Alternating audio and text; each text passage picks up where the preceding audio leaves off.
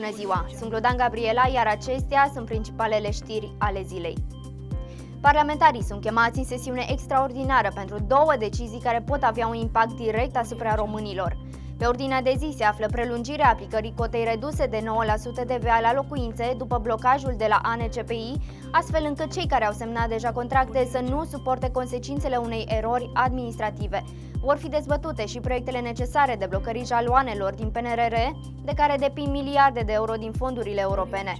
Sesiunea extraordinară va avea loc în perioada 27-31 iulie, iar voturile din aceste zile pot influența atât investițiile din România, cât și costurile suportate de mii de cumpărători de locuințe.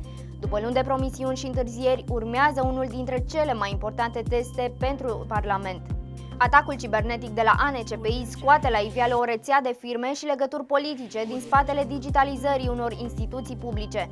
O investigație jurnalistică susține că firme implicate în proiectele IT ale statului ar avea conexiuni cu persoane influente din mediul politic și de afaceri. În același timp, atacul asupra ANCPI a blocat tranzacțiile imobiliare din întreaga țară și a afectat mii de români. Investigația ridică întrebări despre modul în care au fost atribuite contractele de digitalizare și despre eficiența sistemelor informatice pentru care statul a cheltuit sume importante. În timp ce cetățenii suportă consecințele blocajului, atenția se îndreaptă și către relațiile din spatele contractelor și către modul în care au fost gestionate investițiile în digitalizarea instituțiilor publice.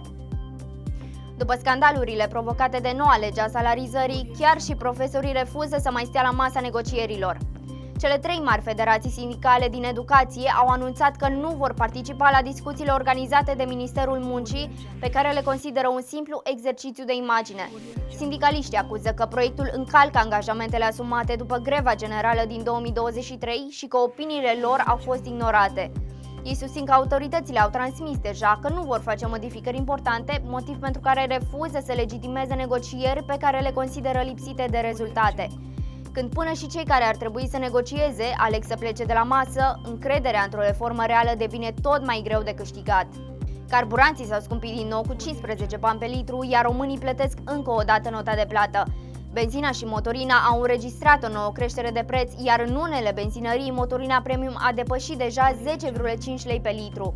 Scumpirea nu se oprește însă la pompă. Costurile mai mari de transport ajung în cele din urmă în prețul alimentelor, al produselor și al serviciilor pe care le plătim de zi cu zi. În timp ce salariile cresc greu, prețurile continuă să urce de la o săptămână la alta, iar românii sunt cei care suportă din nou consecințele. Viețile bebelușilor nu ar trebui să depindă de o semnătură a guvernului. După ce 5 paturi ATI pentru nou-născuți au fost închise la spitalul Marie Curie din lipsă de asistente, ministrul a anunțat că în ședința guvernului de astăzi vor fi deblocate puțin peste 20 de posturi pentru această unitate medicală. Problema este însă mult mai mare. Federația Sanitas cere deblocarea peste 7600 de posturi la nivel național, avertizând că spitalele din întreaga țară se confruntă cu un deficit grav de personal. Cu alte cuvinte, guvernul rezolvă o urgență punctuală, dar lasă nerezolvată criza din întregul sistem sanitar. Insolvența STB nu va salva transportul public dacă problema finanțării rămâne nerezolvată. Acesta este avertismentul transmis de liderul sindicatului STB după decizia de declanșare a procedurii de insolvență. Sindicaliștii spun că reorganizarea de una singură nu rezolvă cauza reală a crizei financiare și cer explicații privind viitorul angajaților și al serviciului de transport. În același timp, datoriile STB au depășit 1,7 miliarde de lei, iar reprezentanții sindicatului susțin că acestea nu pot fi puse doar în seama companiei, în condițiile în care și obligațiile financiare ale autorităților locale sunt parte din problemă.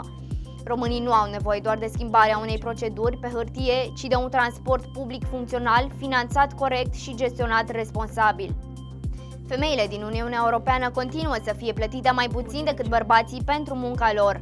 În medie, o femeie câștigă cu aproape 3900 de euro mai puțin pe an decât un bărbat, iar diferența salarială ajunge la 11,1% la nivelul Uniunii Europene. Asta înseamnă că milioane de femei pierd în fiecare an bani pentru aceeași muncă sau pentru o muncă de aceeași valoare. Deși Uniunea Europeană a adoptat reguli privind transparența salarială, multe state întârzie să le aplice.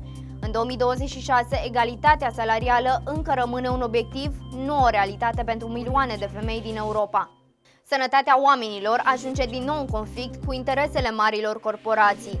O anchetă internațională arată că marii producători de alimente ultraprocesate au intentat 235 de procese împotriva guvernelor în ultimii 15 ani pentru a bloca sau întârzia măsuri de sănătate publică, precum etichetele de avertizare, restricțiile privind publicitatea și taxele pentru produsele nesănătoase. Potrivit investigației, deși multe dintre aceste procese au fost pierdute de companii, ele au întârziat an la rând aplicarea unor măsuri menite să protejeze consumatorii. Când profitul ajunge înaintea sănătății publice, nota de plată este suportată de milioane de oameni prin tot mai multe cazuri de obezitate, diabet și alte boli asociate consumului de alimente ultraprocesate. România pregătește o platformă digitală de miliarde de euro pentru industria de apărare, iar dezvoltarea ei implică un serviciu secret. Guvernul vrea să lanseze o platformă informatică prin programul european SAFE, care va conecta marile companii din domeniul apărării cu furnizorii din România, astfel încât o parte cât mai mare din producție să fie realizată în țară. Platforma va gestiona însă și date sensibile din domeniul apărării, motiv pentru care Serviciul de Telecomunicații Speciale va avea rolul de dezvoltator și administrator tehnic. România beneficiază prin SAFE de 16,68 de miliarde de euro, iar obiectivul guvernului este ca cel puțin jumătate din valoarea proiectelor să rămână în economia românească. Rămâne de văzut dacă această platformă va reuși cu adevărat să aducă mai multe contracte companiilor românești sau va deveni doar un nou proiect costisitor al statului. Acestea au fost știrile zilei, rămâi informat!